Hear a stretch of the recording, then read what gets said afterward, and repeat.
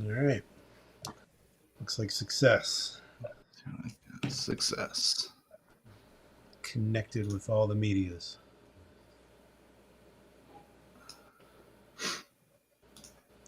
So Ecamm stream into YouTube as well, same time sort of thing?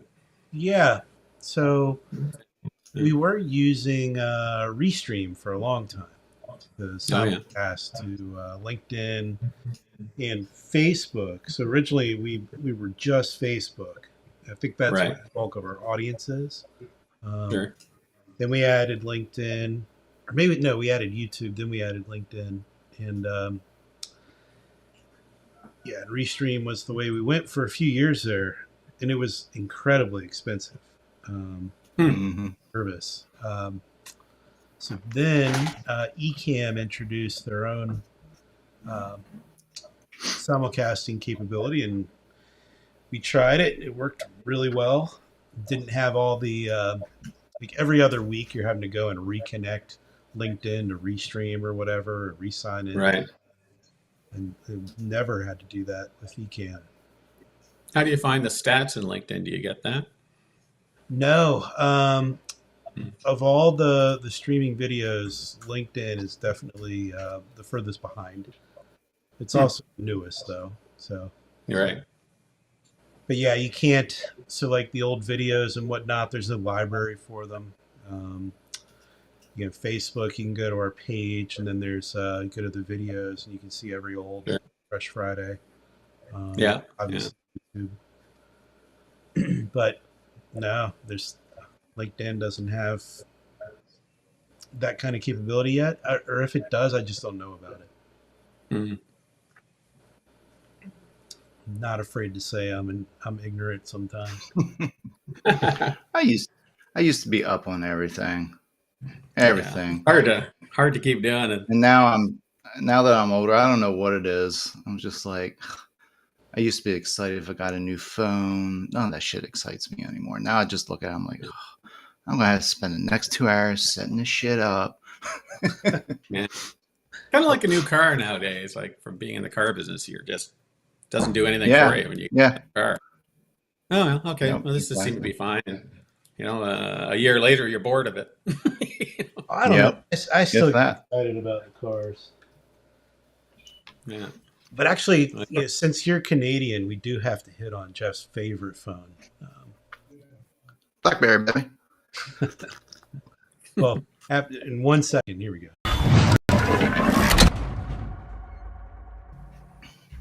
So there we go. Man, I carry these things around just for nostalgia purposes. Every now and then I'll take it out and type. I miss my BlackBerry, dude. That should be kind of handy once in a while. They did I think it's either on Netflix or Prime. They did a documentary on BlackBerry, like from the beginning. It really wasn't a documentary. It's like a documentary film. Oh, yeah. It was pretty good. It was pretty good. It just basically shows the rise and climb of BlackBerry.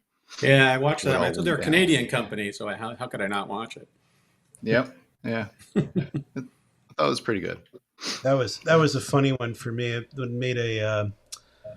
went up to Montreal and then flew over to Vancouver to go on a Whistler trip. And this wasn't that long ago. Wasn't that many years ago. I was still at dealer.com then, so probably 2013 or so, 12.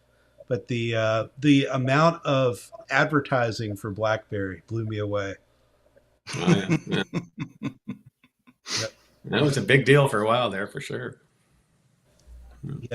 I wish I'd taken more pictures and sent them to Jeff. Like, Jeff, Yes. missing your calling. Turn in that U.S. passport. Start saying Nah. up here. No. Not right now. Right. So Todd, the dealer refresh community, like everyone who's on the forums obviously knows you. They might not know just how big of a dealer group you work for, and they would probably recognize some of the names and of the stores. Sure. Yeah. But also, they might not understand just how in depth you are in the tech of the dealer group. And that's mostly what we want to focus in on today. But do you mind taking a minute and just explaining where you came from and who is the Steele Automotive Group? Sure. I got actually into the car business right out of high school in 1992, and actually started selling cars. I thought, I get to wear a suit, and I get to drive a demo. Everybody else is digging ditches. It seemed like this is fantastic, right? And I did for about 2 or 3 years, kind of an average car salesperson, realistic. Back then, there was like zero training. Read a brochure, then go out and sell something with 30 other people on an open floor. Right? You just get destroyed Basically after a while, or you survive, one or the other. And well, that was the training. Throw you out there, and if you survive, you continue. And maybe 20% of the people so survive. Bad. Bring us any old trade worth $2,000, we'll give you whatever. And the $2,000 was wholesale. That kind. You'd share that when they got there. That sort of thing. And so I did that for a couple of years, and then I went back to school and took designing, so graphic design work. Did that a couple of years in school for that, and then started working in an ad agency after that. And did that for a number of years. And then you couldn't really be a real designer until you had pre-press printing experience, was kind of the thing back then. And so I worked as a pre-press manager for a large printing company for a number of years. And anyway, so I had the opportunity to come out to Halifax, and I started working for a chain of music stores doing the marketing and development. Oh, prior to that, I went back to school as far as computer science goes, because the internet was a thing. It looked like it was going to catch on. That kind of idea. This? Yeah, it was. Oh, geez, it would be probably 98. Okay. Somewhere around there. And when I was working in the ad agency, we used to do what was called PMT files, so camera ready artwork for newspapers, and they're basically kind of a black and white printout of the separations of whatever printing you're doing. And you'd roll them up, put them in tubes, and drive like a madman to the airport to get them to the plane in time to get them to the different locations for that Saturday newspaper or whatever it was. And so the internet kind of came out, and you could FTP stuff. So that was mind-boggling. That was big time. I can get it ready here and send it to you. And back then it was all, dial up, and the newspapers had terrible connections. And anyways, but that was a watershed moment. And I thought I got to learn more about this whole internet thing and code and all that. That's what drove me to go back to school and take computer science. And so when I moved out here, I'm in Halifax, Nova Scotia, I started working for a chain of music stores up here, Long and McQuaid, which are kind of like Guitar Center down there. Same idea, probably about 60 locations or so. Mm-hmm. And I was doing the marketing, some of the development, and being in Halifax. And the idea was that you'd move to Toronto and work from Toronto. And I didn't really want to move there. And I came across this auto group thing, right? The Steele Auto Group. And I thought, I don't know, the car business. Right? I get back, and I had such negative experience from that. Although hindsight being 2020, everybody should be a car salesman for a year or two. I mean, that is the ultimate human experience that you can possibly have. Sure is. They blow up in front of you, scrape them off the ceiling, the egos, the ups and the downs, the soul crush after a Saturday and selling nothing. And then having to get back up on Sunday because you're open 7 days a week. That certainly was in Vancouver. And it was, but what a great experience as far as just human to human, negotiating. You'll do that for the rest of your life anyways. Mm-hmm. And so with the music stores, they had about 60 locations or so and did that. And then the Steele Auto Group thing came. I didn't want to move to Toronto. And at the time we had 6-7 stores maybe. This is about 15 years ago. And which was great. They're all kind of local. And, I met the people. And I thought, that car business is not so bad after all. I just had such a tainted experience from my being out west. And it changed a lot over time. It got a lot more, for lack of a better word, honest. You couldn't kind of pull the shenanigans that you used to, especially with new cars. No. And anyway, so I got into that. And we kind of grew from there, from the 6 or 7 stores. I originally was just going to do the marketing coordinating. And I mentioned, I do the design work and development. So we got rid of our ad agency at the time for the group. And then we took it all in-house. And so Nice. we started, literally I brought the computer from home because we didn't really have a Mac at the time there. And, kind of set up and, told the newspapers to send me your logos for the stores and making sure the addresses were right and, everything from scratch. And when the website came up, we paid an ungodly amount a couple of years earlier, 150 Gs or something for this website, for a group site. And so I thought, we could redo this for like probably 10 grand if I get some help. Right. And, I was like, what? And they'll actually do more, a lot of open frameworks at the time, open source frameworks. And so I used, I think back then it was called Mambo or Joomla. It was kind of like a WordPress kind of Joomla. thing. Yeah, so Joomla kind of built it on a Joomla back end, and then we're building kind of custom modules to show inventory. That was kind of the idea behind it. And it was, this is probably 2013 or so, 2014. So that was kind of a new thing, really, at the time. And we, got that done, and just those kind of opportunities just kept coming up in the car business. And so one of the things was, you're flicking through the best practices and all that, and started looking at call tracking, right? And I think, wow, that's really something, call tracking. Like, what a mind blowing, And nowadays it's kind of common deal.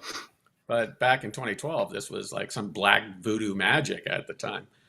And so, read a few posts online, and I thought we could do our own. We don't really have to do a third party thing. And it was like 3 lines of code for a basic call tracking. I allocated the number, 3 lines of code. The phone rang. I almost fell out of my chair. Like, it was just like the internet made that ring, right? It was so separate at the time, right? Your world with the phone and the internet were never two of the same. And, so I phoned the front desk, and the receptionist like, hey, guess who this is, that kind of idea. And anyways, the call's done, and I had to email a copy of the recording to myself. And, that was the beginning. It was like, oh my God, the phone is the next big thing, at the time.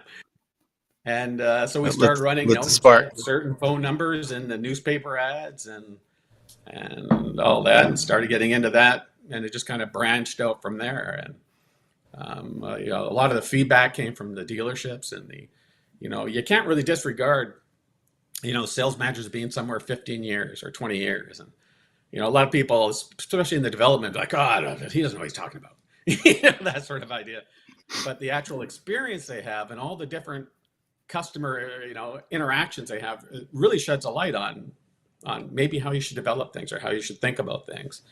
And being that I was relatively new, that was the way to go. So I really got a lot of feedback from the stores, and over time, we just came up with things that, we'd be better off if we could do this ourselves somehow or whatever, and kind of went from there as far as the development aspect of it. Yeah, and so we started, like I said, about 8 stores, and we got up to, now we're around 60 or so. And we have 9 stores down in Texas now, and the rest are up in Atlanta, Canada, primarily. And this is the first year we didn't just keep buying. We're taking kind of 1 year off to get our shit together, I guess you could say, with all the expansion over the stores and new people coming on board.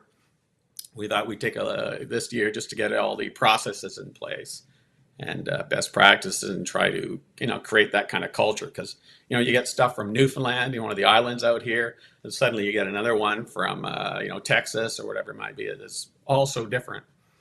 And so to try to just take a breather and get everything organized. And that's what this year is all about. And then building the back end to be able to handle that kind of traffic. Well, before we jump in, and I want to come back to the call tracking in a minute, but curious what contrast you're seeing between your Canadian stores and Jeff kept picking up some static from you, but it's bad. Yeah. My apologies. So, Todd. Yep. Back to contrast between Canada and the American market? Mm. Well, the some of the things we noticed right off the bat was the OEMs are a lot easier to work with in the U.S. than they are in Canada. Canada is all about, let's re-image everything. Let's, roll out this, roll out that. It just seemed much more restrictive. In the U.S., they just seem to be more like, let's make money. Just go and make money. Just do whatever you got to do. It's kind of the feel, I guess. And with the employees, etc., I just found that they're quite game to go and hardworking, and they are up here as well, but just very easy to get along with, and I found that was probably the nicest part about the bunch. They didn't look at us as the weird Canadians above the 49th parallel, right? I think we kind of connect on obviously we're in the same industry, and there's nuances between the two locations, but it's all really the same kind of customer, the same kind of vehicle. It hasn't been that bad. It's just a matter of, kind of opening up and understanding how things work down there is a little different than how they might work up here. So people are people is what you're saying.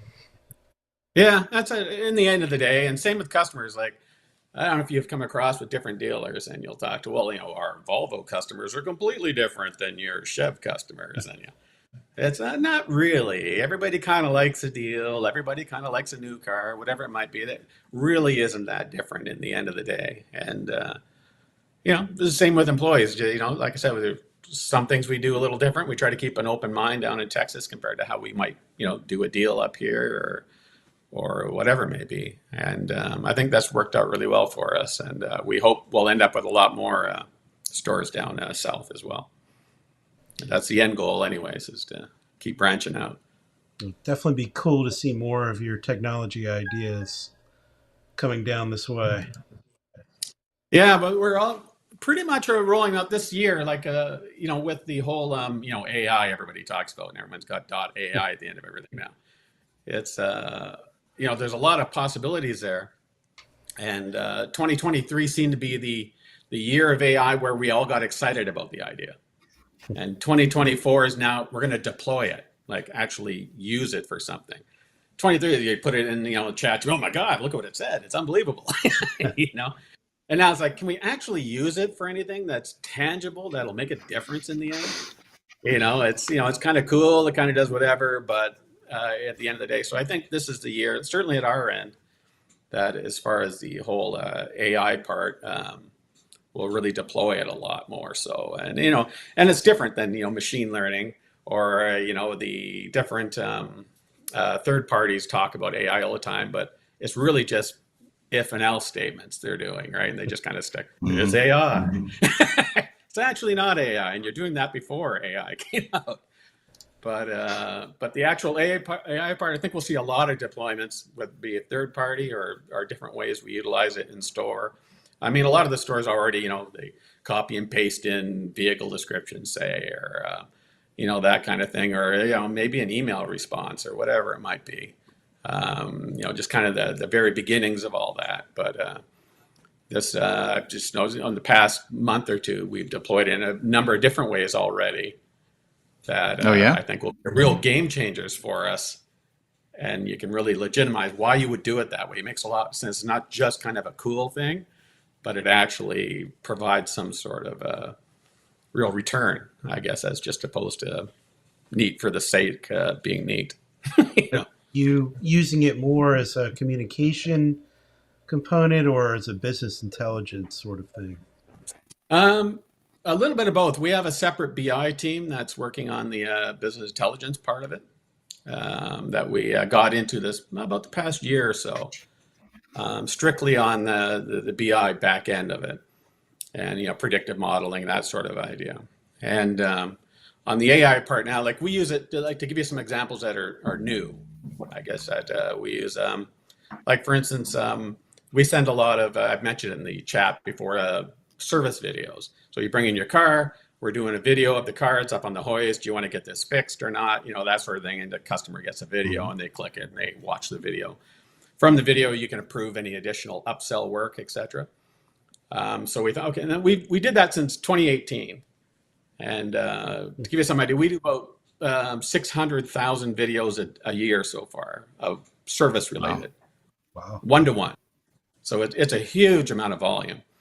And so we built that solution in-house, and we thought, one of the problems we got was you get the video, you see it all, but people still call back. Like, Jesus, I wish they wouldn't call back.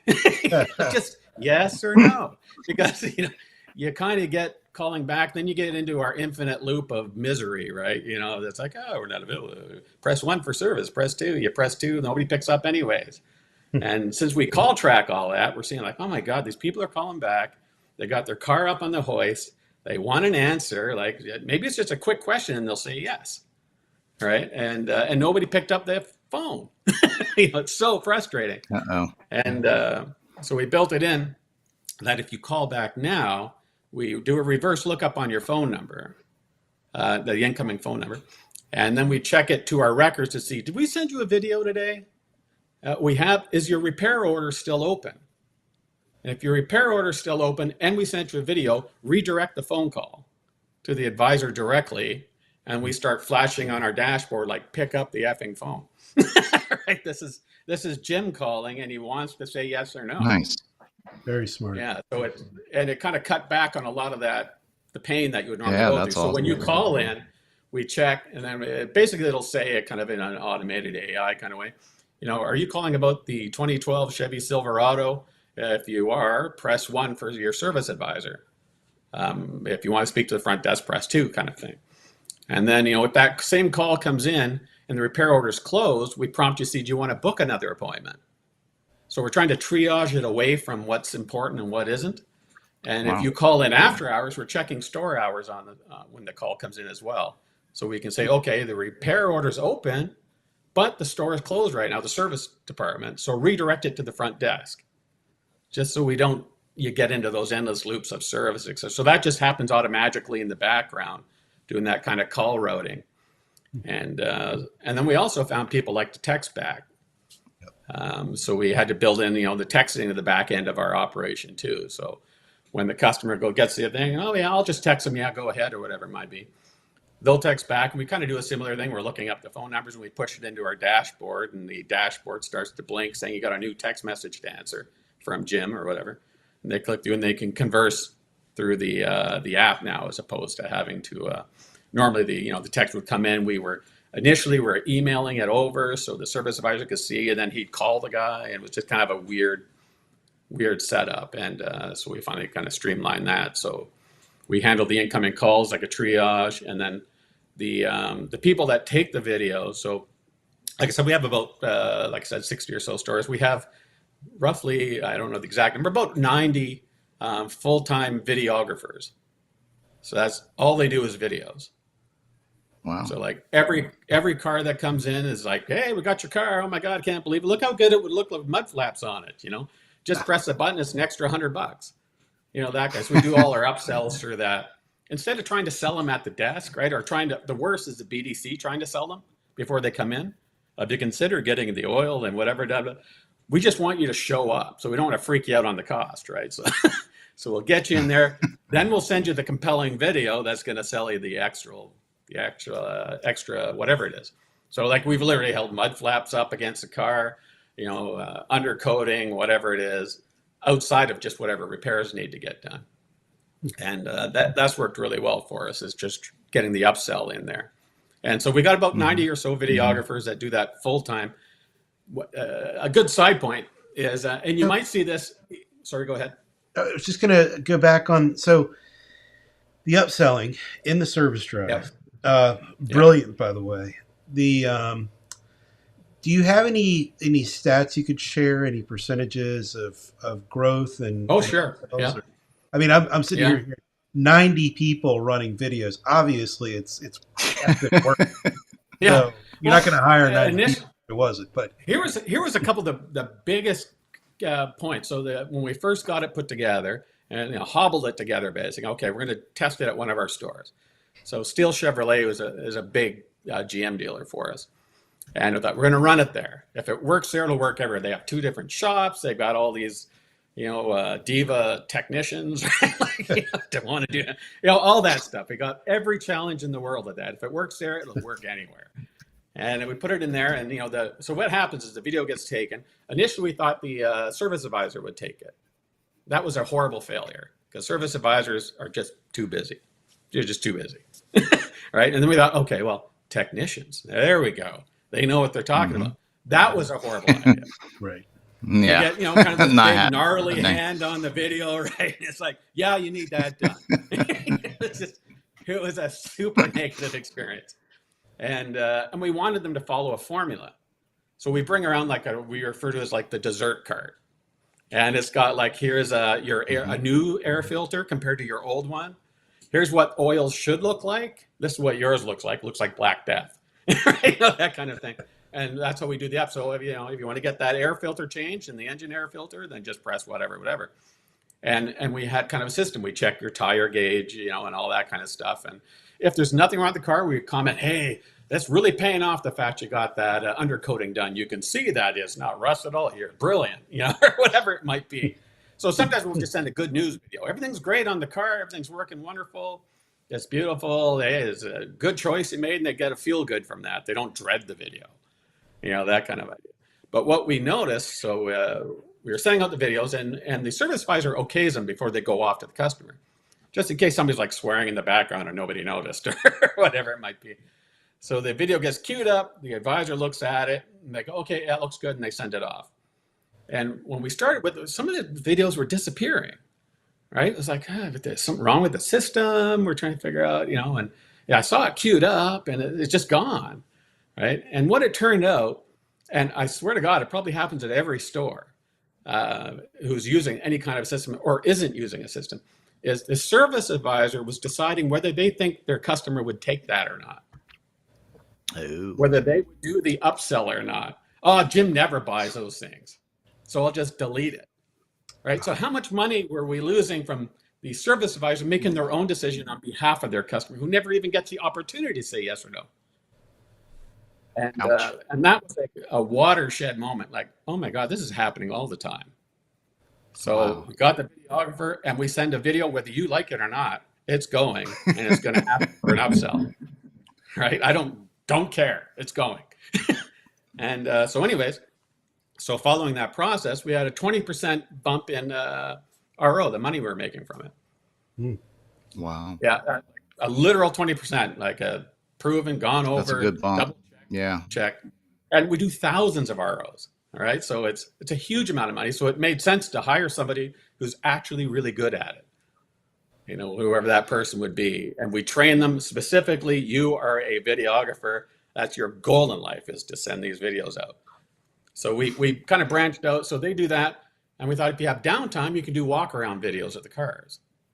And so we kind of built a videographer app. And there's an additional button or two you can press. Okay, send this to a walk around. And that'll push it to our website. Then we push it off to Kijiji, Auto Trader. That's YouTube videos or direct links, depending on who takes what. So they just hit the button from the videographer app, and it goes off to wherever it has to go into our inventory feeds going out. And so it was a good double use case for what we get into is we do walk-arounds, and then you can also do the recon videos of vehicles you're taking in on trade. So you can see here, the brakes look great, whatever, as you go around it. And we push that out as the video for that used car. And then you get this really complete idea of a recon that was done to the vehicle to build more value. And they're taking the video anyways. So it was, a real good use case for that kind of thing. So, but the biggest bump was certainly because they had to do it. And that upsell was going to be presented from hell or high water. And I'd suggest to anybody who's watching who has a dealership or whatever, that's happening in your service bay. They're making the decisions. Oh yeah. Because in my own opinion, service advisors aren't the best salespeople. They don't want the conflict. They don't want the pressure. They're still better than parts. I get up. Yeah, probably. But typically, it's been the experience. Is they didn't really get hired in thinking they're going to be good salespeople, right? They're good customer account people, perhaps, right? But they don't want the conflict or that push to make people decide on things. So the video does that instead, and it goes out whether they think it's a good idea or not. And that was probably it's handy getting the video. It's handy to be able to say yes or no from the video and all that jazz. But the fact that everybody gets them regardless is a huge difference. And where we ended up with AI with that is we broke it out so that you can actually see the opcodes come in. So when the customer gets the video, they'll see each of the opcode lines, the pending request lines, and it'll say like, change left front ball joint or something like that. So we use AI to give you a description of what that left front ball joint does or what the benefit is. Code, there's a little question mark on it. You click it, opens up a little window, and it'll say, 3 great reasons to get the ball joint done. And that's what AI does. So it takes the left ball joint, formulates it, spits it back out to the customer. Here's 3 great reasons to get this done. You could write that in the description of the opcode maybe, but it'd be freaking impossible because a lot of stores have thousands of opcodes. And then across 60 or 70 stores. So that's where we handled that. And then we actually used AI to translate it all should you want it in a different language. So when you go to view it, you have a choice to switch over to like French or Spanish because of our Texas stores. And you'll hit the button. So it translates everything you're looking at. And when you hit the button to learn more about the left ball joint, that's now in Spanish because it'll do all the opcodes, etc. And then it'll open up and give you the benefits in Spanish. If that's kind of your mother tongue, it makes a lot more sense. And you get the reason because nobody knows what the hell a left ball joint is. Your wife gets what the, who knows? I don't know. So at least AI will kind of explain a bunch of good reasons you should do this, and then you click the button and send it through. So that particular change, breaking out the opcode so you can yes or no different lines, and explaining it through AI and the translation was an 11% increase on people saying yes online specifically. So it's just, it's easier for them to decide then because they've got a bunch of those questions answered and they just have to hit them instead of calling us, like, don't call us. We just want you to hit the button. And that was a big changer for us as well, to be honest with you, is to break that out so you can build the value. Because you'd like to think that the service advisors will, but often the car will get dropped. He's gone, whoever the driver is. And, you have a weird conversation on the phone talking about a left ball joint and you can't envision it, right? Whereas this way you get the video, you get the explanation, reasons why you should do it, features and benefits type of thing. And you just have to hit the button. And a lot of people would just choose, I'm just going to hit the button because I don't feel like going through that. Yeah, it's like a couple $100 more than I would like to spend today, but I really don't want to have to call back and go through all that. As long as I can get it done today, that kind of thing. And that's impressive. The big boom for the whole video thing was forcing a process and then making it stupid easy at the customer. Nothing shockingly new there, but maybe just a different approach on getting there. And then it sounds like your video people. It sounds like they're extremely busy. Not a lot of downtime, and if there is, they've got other duties. And it also sounds like that 20% that you saved or found, however you want to phrase that. That alone probably helps pay for the videographer. Oh, it's no brainer when you do the money. It's a no brainer for us. You could almost, not to take away from it, you could almost put in a drive-through window after the fact. As far as the video goes, they've got everything. They can okay everything. They've seen everything, had it all explained to them. They've been able to dig down on their own, and they just have to hit the button. The selling's done. So we don't have to rely on the service advisor. How does one alert that they need a videographer to come over and do this? Well, that's a great question because some of our stores have more than one shop. And they might have, 20 techs running around and, all that kind of stuff. Mm-hmm. And you could be sitting there waiting and the guy's standing over there and he just didn't tell you. So we can tell in the videographer app that the tech punches on or not. So that gives us an indication of, okay, that tech's on that particular car now. And then he'll head over there as a videographer. Nice. So it kind of, because you might be in the different shop and the guy's just standing around having a cigarette break, right? You have no idea. So that's streamlined it. Kind of an internal communication through it. Yeah, and this was all built in-house. Yeah. Wow. Geesh. Yeah, no, it's Have you it's thought about Have you thought about packaging that up and reselling it? yeah. Well, actually, I'd tell you a little off story. So in 2018, for the service video app, we won the General Motors Canada Innovation Award for it. I watched And that as video. part, Yeah. yeah, as part of the deal, you go to Florence, Italy, right? And they have the President's Club or whatever, and then they have like the innovation people, right, who won this year, and so you do a demo. So we demoed the service thing at the time, and blah blah blah, and the GM president in Canada wanted to license it for all the GM stores, Mm-hmm. and we didn't really have an enterprise version that we could roll out at the time, right? And so it's like, oh, I think that's a real opportunity. I just like, yes, Yeah. we'll do whatever it takes. And so, anyways, and then shortly thereafter, we thought, and then COVID hit, and then we kind of get all sidetracked. And it was actually on a side note, it was really handy for COVID as well, because our Yeah. people approving everything from the video and everything was just it really worked out well. But anyways. So we have talked about it as far as having a version we could sell.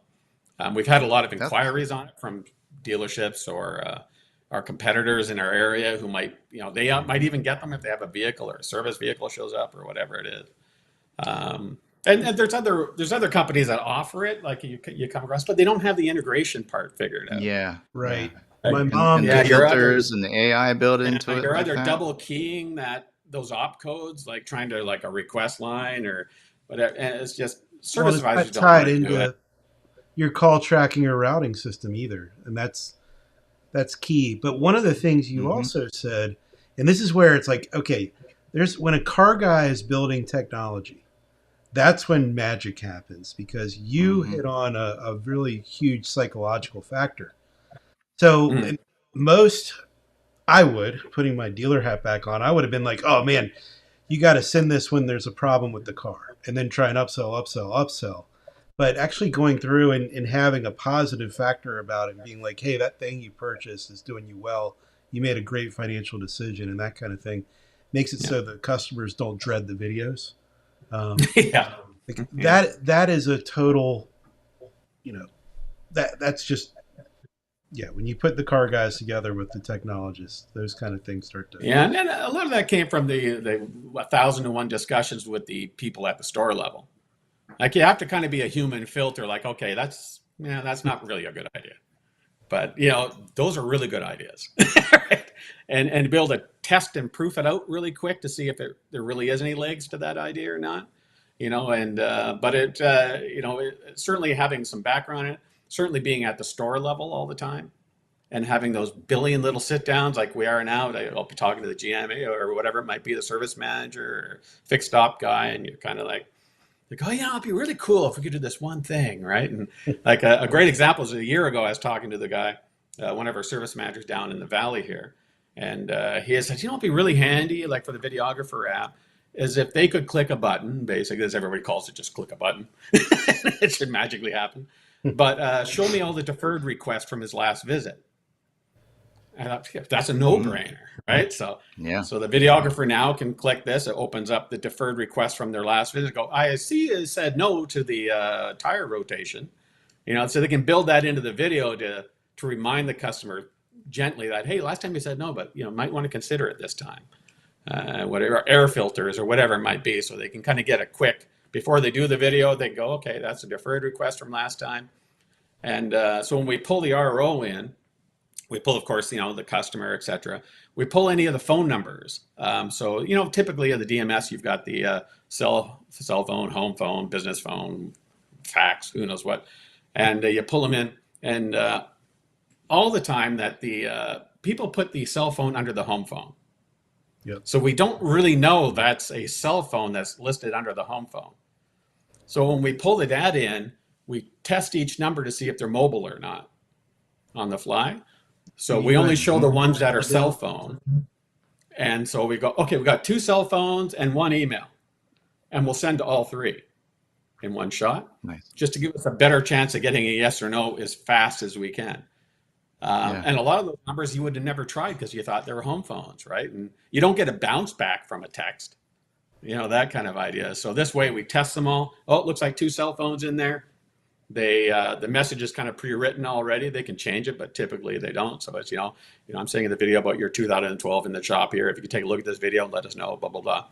And they see who it's going to, the contact methods, and they just hit the button. So when the video goes out, that's when we pull in all the op codes, etc. The advisor opens it up. He can see the total of the op codes, make sure all the money looks normal to him or her, and then they hit the button. And the video goes out, and then the customer gets it, and then they can kind of pick and choose through their op codes, yes or no, yes or no. And we were kind of scared about doing that initially because we used to just show a total. Your total is $600, and it doesn't include the tax though. Doesn't include the shop supplies, or so sometimes you'd say it in the video, but you might get some heat when they come in because the button they saw was $600, even though you said tax plus or whatever. So when our new version, it actually totals all the shop supplies and viral fees, provincial tax or state tax, wherever you are, and breaks out all the op code pricing, and then you can just, and that's your total you will pay today. And that just kind of eliminated that scare, like, $600, is that tax, no tax? That kind of idea. So it got rid of that. And the integration with the DMS, pulling all those op codes was a huge thing. Because you don't want to show internals, you don't want to show whatever. You just want to show customer pay stuff, only the pending. Anything they have already agreed to, we show as a request, but it's not turn on and offable. So if they were in already and then they left, and then we found the additional work, that sort of idea. So they can see their totals, get right down to the penny, and then they can just okay it at that point and not have to worry about being surprised when they roll into the dealership and find out that, it's another $72 for shop supplies or something. So that kind of that took care of a lot of that. So, but the like I said, the nemesis, the whole thing was just figuring, okay, well, oh my God, the phone rang. It starts with that, right? And so in my world, if I bought a dealership, I'd say I'm going to hire a nerd too. I want to hire a marketing guy and a nerd, or maybe a combination of a marketing nerd that could help me out with that stuff. And they're not going to go build to whatever, but they can handle a lot of those little gotchas that. As simple as I'm going to do a sponsorship ad in a magazine I don't want to do just because it's a community thing. Let's throw a tracking number on, see if anything ever happens. That kind of idea. And then we branched out, okay, well, on our window decals, let's show a text-in number if you want more info on the car. So you can just text in the last 6 digits of the VIN. And that comes in. We stuck with digits because we didn't want to get into the A's and B's and stock number gibberish, right, and all that kind of jazz. What about last week? We did a whole session on QR codes. Are you utilizing QR codes? Yeah, we started with that probably in 2014 or 15, to tell you the truth. And it might have been. It wasn't built in a phone yet. Like it had to be an app to download to your iPhone. Samsung or Android had it built in already into the camera. So I probably, if anything, we were early on it. Because everybody thought it was some weird artwork. Like I don't know what to do with it. And when we got back, but I guess the thing we didn't like about it was we still don't know who those people are. Sure, they might have got whatever from the vehicle info, but when you text in a number, we have your phone number now, and it pulls into our lead system. And so that funnels in as a car lot lead, and it comes into our system, and we've got a return phone number and the car they were looking at. So that's super valuable. The fact that 12 people visited that link, I could give a rat's ass, be honest with you. But give me your cell phone number, I'm all over you like a fat kid on a Smartie. So that's where the difference is. Is I need that cell phone number because you're not going to give that up unless you think there's some value. Right? You'll give me your crappy Hotmail account. It's like I dropped 10 emails on the way here, but man, if I can get your phone number off you, that's when you're serious. So that takes another level of intent, I think, on the customer side. And so that's what we try to get. We try to get the phone numbers. Even if you go to our chats online or whatever, we'll go, typically they'll say, what's an email we can get back to you in case we get disconnected or something like that. So we change their scripts, like what's a cell phone number we can get? Because, and people change their email accounts all the time. Right? Or they got their spam account that they use. Or they use their work email and then they leave. Yeah, that sort of thing. But you only have one phone number and you'll hang on to that phone number like it's dear life. Forever. Yeah. Right? So Say we cell get your phones cell phone are, number, we own you. yeah, they're Basically. almost as strong as a social security number now. Yeah, exactly. So that's kind of the holy grail for us is to get a phone number we can actually act on. We'll take an email, we'll take whatever, but get really excited over your cell phone more than anything. Mm-hmm. Well, And Todd, so Who, that's the start. your group site, is Yeah, that all internal as well? yeah, Okay. I was just yeah. doing it, and I was looking at it yesterday. It's very smooth. I'm impressed with it. Yeah, that's actually the old one. We're revamping it because of our US sites. Mm-hmm. So we're taking a rethink on a lot of that. And there's different things that have come up. Like now we're starting to grind out the automated vehicle descriptions for vehicles that don't have cars. I mean, for vehicles that don't have descriptions on them. Mm-hmm. Because you get 2015 Hyundai accents, you start to run out of clever things to say after one or two. All right. And so And this way, what AI, we can randomize it because you there set you a go. temperature setting in AI. And so, okay, well, give me something a little random for each one of these. And it, slightly changes this or that. And we kind of cue it, this is important. So make sure you mention that basically into the prompt. And every night it checks for any missing vehicle Mm-hmm. descriptions and we'll write the descriptions if that store chooses to or not. If they write their own, then we won't replace them. That sort of idea. Because I'm sitting here looking at I'm looking at one of the Mazdas here, and I'm reading the dealer comments. Oh and I yeah. was like, all right, this reads too well. Yeah. Well, that's part of it. I know someone didn't type this out.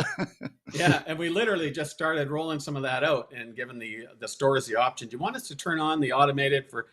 And I thought, why am I even asking? Yeah, why? If you don't have a description, we're going to fill it in. If you want to take the time to write a decent subscription or a description, then please do.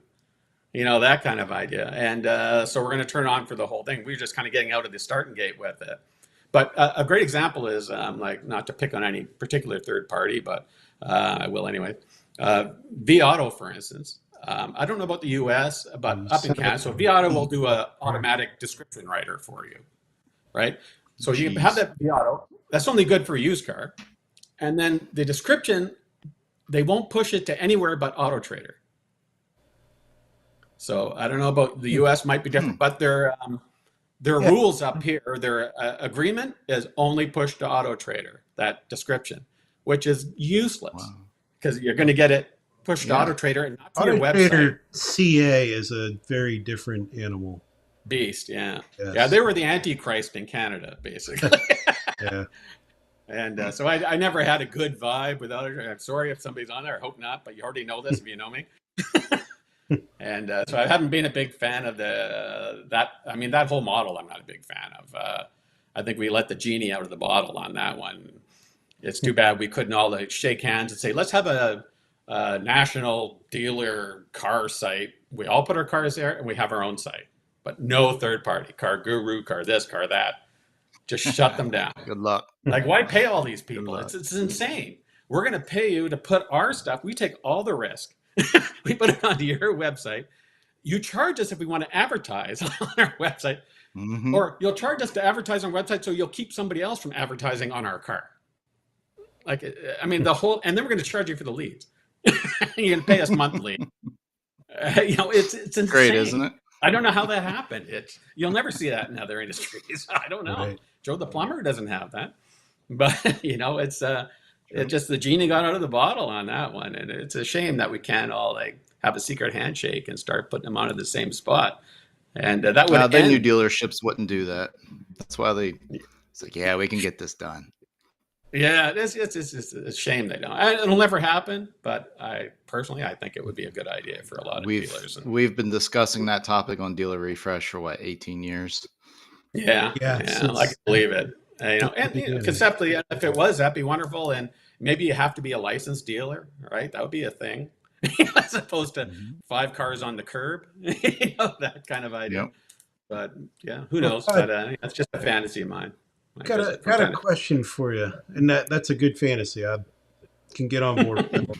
But so you're way, way, way down the in-house development track, much further than yeah, you're like the 0.001%. Oh yeah. The but so many dealers they have a fantasy of building their own website, and you see this from time to time. In fact, you're seeing it right now in the Dealer Refresh forums.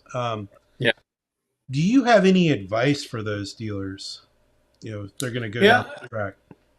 Yeah, I think somebody commented. Sorry, I can't remember who it was, but get your inventory part figured out. Whether you're using WordPress or I can't remember who that was. Yeah, years ago I did the Joomla thing, right? And we built a custom plugin for inventory. And for a lot of the guys, they'll have their inventory on HomeNet or wherever it is. So you're just parsing this CSV file or whatever it is and populating your cars with it. And it's very doable. And you might start with a framework like a WordPress or whatever. And if you don't hire an in-house nerd, you hire one to build the plugin. And I just what I found is to have the control over all that stuff. It's just it bleeds into, okay, well that's really great, but oh my God, what if we could show certain phone numbers on certain parts of the website and do the blah blah, right? Oh, well that would be wonderful. What if we could, it just so it's if all you did was, okay, I got a dealer.com site or somebody, and they're all pretty much, so they go, okay, Todd, we're going to give you that weird 888 number for your call tracking number, right? And you think, well, for $1 a month, I could get a local number, and I could redirect that to be wherever I need it to. So you make the phone call, I get it in my email. Most people, from what my experience has been with our store, nobody ever logs into that back end if they don't have to. If you go to anybody's About Us page, it's like those people, they're dressed like they're from the 70s still. It's put up there and forgotten, left for dead most of the time until that guy complains, hey, take my picture down. I haven't been there for 3 years. That kind of thing. And so why not have that local number you pay $1 a month for stuck on the website? It looks a little more inviting than the weird AAA is going to call India, right? And you'll get a recording to your email. That's just one example. And if you put them in a certain folder in the email, there's all the recordings coming in. Listen to the odd one. You don't have to log in anywhere. You don't have to fart around with it. You don't, you could say call or text, have the text come in the same way. And to start there, it really doesn't, you don't have to dream everything up day one. I just find that when you get that little bit and then you'll see the next, it's going up the top of the hill and seeing what the next mountain is, that kind of thing. And like I said, for us, it was, that one phone rang. I was like, oh my God. And then it just kind of went from there. And it's like, what else could we do with that phone? Right. And then that eventually texting and videos and tracking. And, when a regular call tracking number comes in, we pull it into our database and we compare that phone number across all our stores. Because you can't do a reverse lookup on a cell phone anymore, or never could. So you can't really, but you can look if you have the data for your own customers, of course. Right. Mm-hmm. So when that phone call comes in, it's a cell phone, we look it up. We go, oh, that's Bill. Uh-oh, Bill's calling our Chev store, but he's an Audi customer. That's right. So we flag it in the back end as a conquest customer to get our other dealer excited. Like, hey, he's one of our other customers. He's at Audi, but he's calling you. Right? Like, you might want to have a listen to this one. That kind of idea. Nice. And so a lot of the stores will go on the back end and they'll put the receptionist in front of it, whoever it might be, and they listen to all the incoming calls. And in the back end, we set it up so, okay, if you're listening, okay, it's a sales call. You try to automate that, like press 1 for sales, press 2 for. People press anything they want. They don't even care. Right? They just want to talk to somebody. They'll just randomly hit 0 and whatever. And so that doesn't really get all the sales calls going in one place like you'd like, right? So a number of stores have the receptionist listen to the incoming call, and they'll go, okay, it sounds a sales call, and Bill took it. Bill, the sales rep. So from the dashboard, we're able to push that into our DMS as a phone lead. So there's no escape for the salesman not to have put it in, because 90%, and I shouldn't say 90, but often a salesman won't put those in. Those are just a dirty little secret that if he ever calls the guy back or not, you won't know the difference. That sort of idea. So when those calls come in, they get listened and they get pushed in. They're already assigned to them in the DMS. There's no escape. We've recorded the call, the whole bit. And we had a similar thing with test drives. So I'm sitting at one of our stores, our Mazda store, and he's like, Todd, it would be really handy. It's like, one of the leaky holes in the boat are test drives. Some guy walks on the lot, he wants to go on a test drive. The salesman can't be more than happy to do it. Goes, grabs a D plate, off they go. Gets back. Did he write it in? Did he not? Did we see it? Who knows, right? It's hanging over the back of his chair. Maybe about 2 a.m, it's still hanging on the car. Like wherever that actually ends up, and you never know.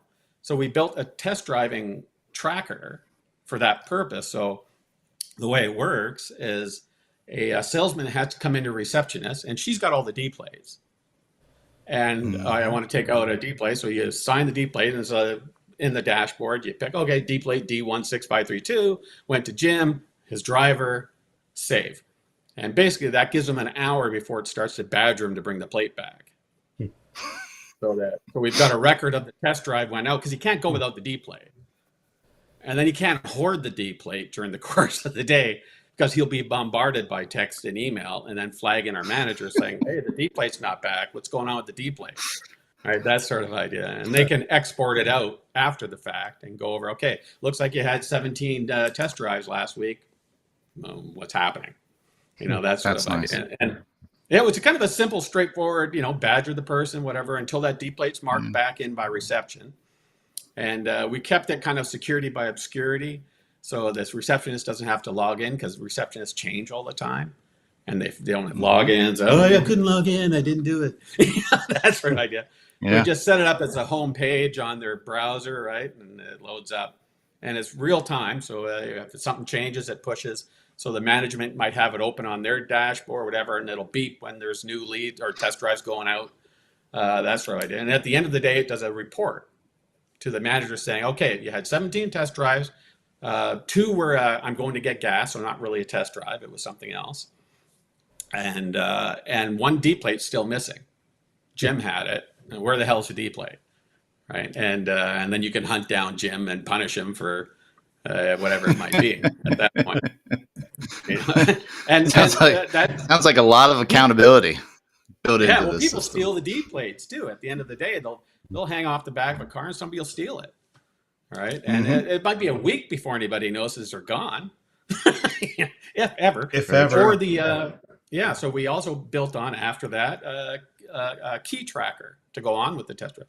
So you've got a lot guy who wants to move 20 cars, and he takes a $400 key fob, 20 of them, and doesn't bring some of them back.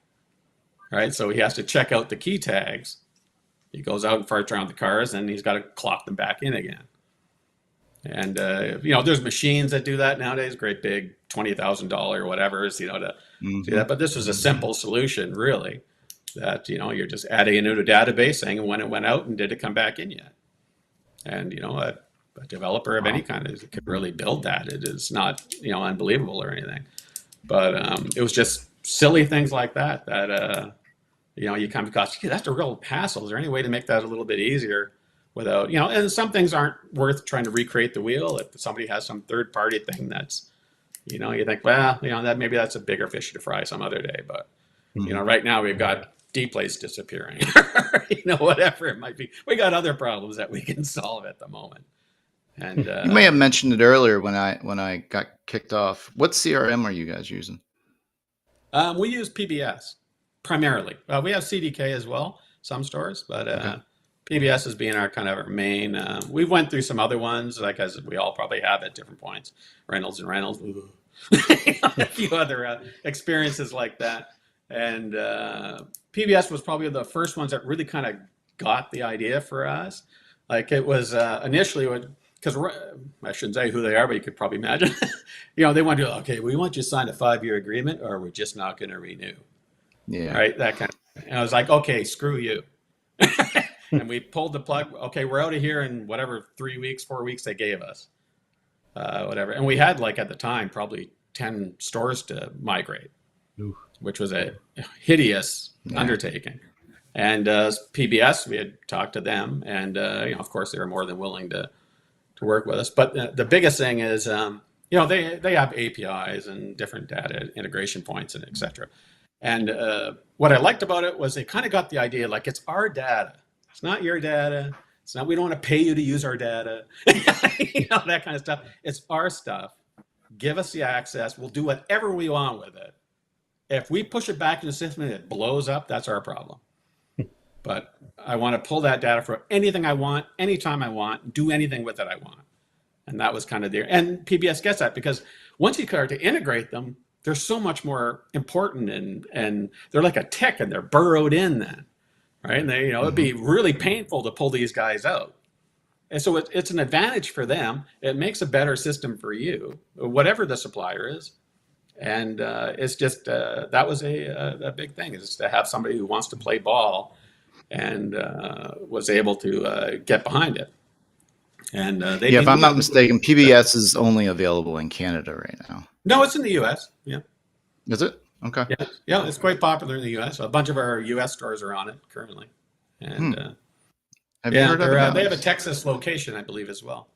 One of their offices, Texas. But yeah, a number of them kind of work similar. Like, the CDK has their own kind of thing. They changed it once or twice, which was kind of a negative experience. But and there's certainly other ones as well. But that particular one made a lot of sense for us at the time, and we were their biggest customer, so they were more than likely to play along any way they could. Yeah. And but they've learned a lot from the experience too. Like, nobody really utilizes everything the way we do. Like, we absolutely crush it. I love nothing we more. We store millions of records ourselves that we pull back and forth in real time between them and us. And so we'll have 3 million vehicle records, 2.5 million customer records, and sifting through all that data on a daily basis. So you have to have a pretty decent company that wants to play along just to keep that all together. And but like I said, it all kind of starts out from a simple phone call. You kind of go from there. But that's funny. Well, Todd, it's amazing what you've achieved. I know. No, it's been a great ride, and I think to sum it up, I think it would have never happened really if, like, for car people, they have a certain amount of entrepreneurial spirit, you could say, and our dealer, we kind of sell it. Some dealership groups are like top down, like, and you're going to fall in line. Like, this is how you make a Whopper. This is the only way you're going to make a Whopper. That kind of idea. Whereas our group's been a little more entrepreneurial spirit. So people aren't afraid to, hey, what do you think about this? Or what do you think about that? Or, and that's been probably one of the biggest driving forces is, our owner, Rob Steele's a huge entrepreneur, but it kind of bleeds down to the group. And we're very competitive to each other between the different dealers. So it's, there's no love lost from our GM store to the other GM store to the other. They want to be number one. It's just ingrained. And when they get something that works for them, they ride that horse till they fall off, basically. So it's been, and some things don't work out and we just don't talk about them. They just quietly disappear into oblivion, and I'll never mention it. But a lot of the kind of testy stuff, whether it be the AI stuff, whether it be whatever, or call tracking, whatever it might be, it was just, hey, let's give it a try. What do you got to lose? And you kind of go from there. Well, so, not to me, heck, I'd say not to many dealerships, but not even to many groups have someone such as yourself.